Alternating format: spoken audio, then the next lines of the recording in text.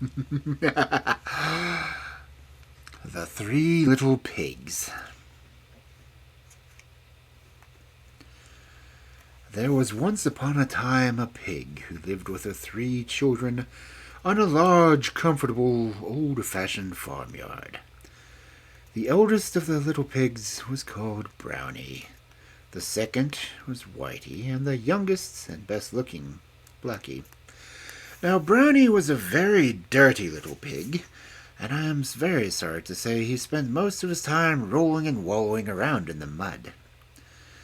He was never so happy as on a wet day when the mud in the farmyard got soft and thick and slab. Then he would steal away from his mother's side and, finding the muddiest place in the yard, would roll about in it and thoroughly enjoy himself. His mother often found fault with him in this, and would shake her head and say sadly, "Oh, Brownie, someday you'll be sorry you did not obey your old mother." But no words of advice or warning could cure Brownie of his bad habit. Whitey was quite a clever little pig, but she was greedy. She always was thinking of her food and looking forward to her dinner. And when the farm girl was seen carrying pails across the yard, she would rise up on her hind legs and dance and caper with excitement. As soon as food was poured into the trough, she jostled Blackie and Brownie out of the way in her eagerness to get the best and biggest bits for herself. Her mother often scolded her for her selfishness and told her that someday she would suffer for being so greedy and grabbing. Blackie was a good, nice little pig, neither dirty nor greedy. He had nice, dainty ways for a pig, and his skin was always smooth and shining as black satin. He was much cleverer than Brownie and Whitey, and his mother's heart used to swell with pride when she heard the farmer's friends say to each other that someday the little black fellow would be a prize pig. Now the time came when the mother pig felt old and feeble and near her end. One day she called her 3 little pigs round her and said, "My children, I feel that I am growing old and weak, and that I shall not live long. Before I die, I should like to build a house for each of you, as this dear old sty in which we have lived so happily will be given to a new family of pigs, and you will have to turn out. Now, Brownie, what sort of house would you like to have?"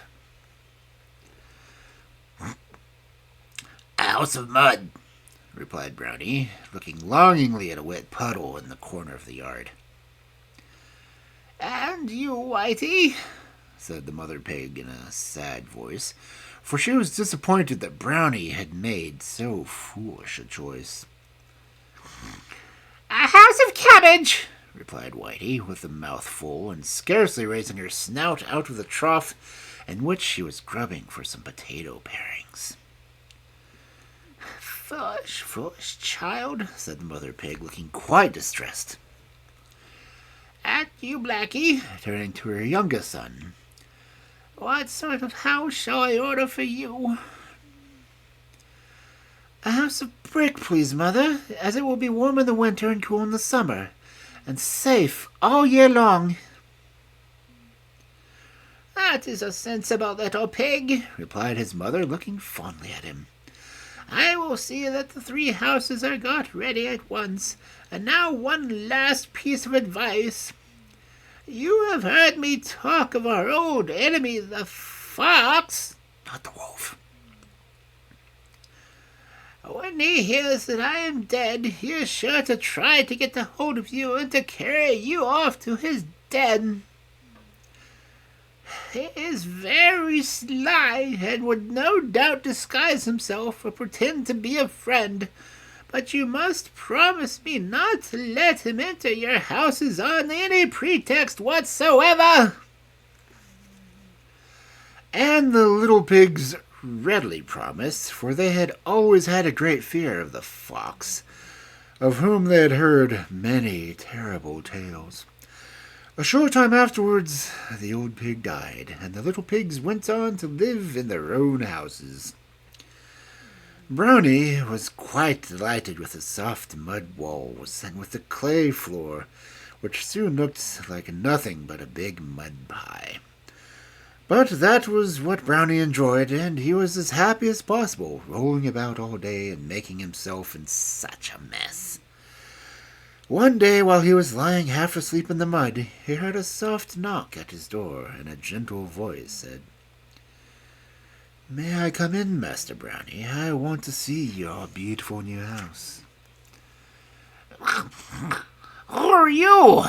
cried Brownie, starting up with a great fright, for though the voice sounded gentle, he felt sure it was a feigned voice, and he feared it was the fox.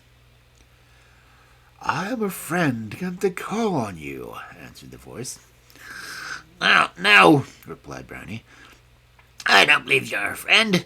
You're the wicked fox after whom our mother had warned us. I won't let you in." "Oh, is that the way you answer me?" said the fox, speaking very roughly in his natural voice. "We shall soon see who is master here."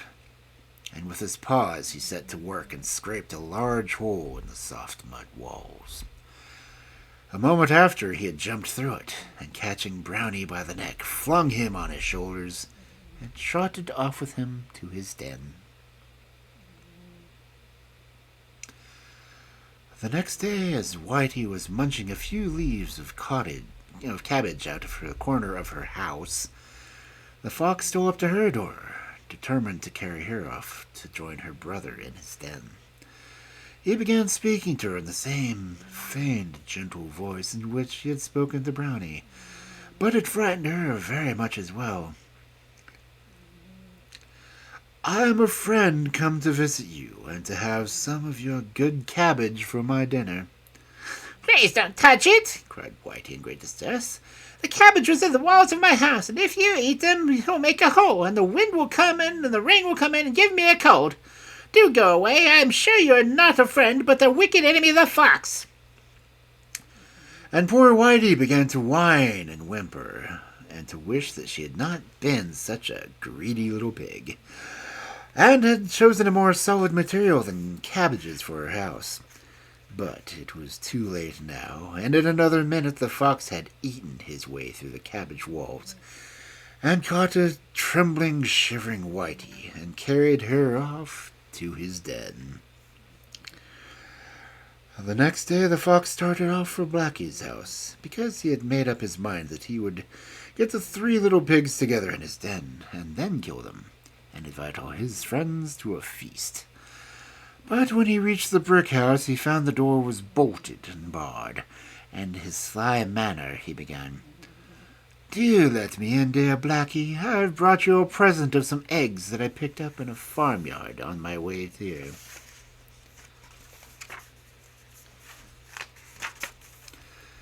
No, Mr. Fox," replied Blackie. "I'm not going to open the door for you. I know your cunning ways. You've carried off both Brownie and Whitey, but you're not going to get me."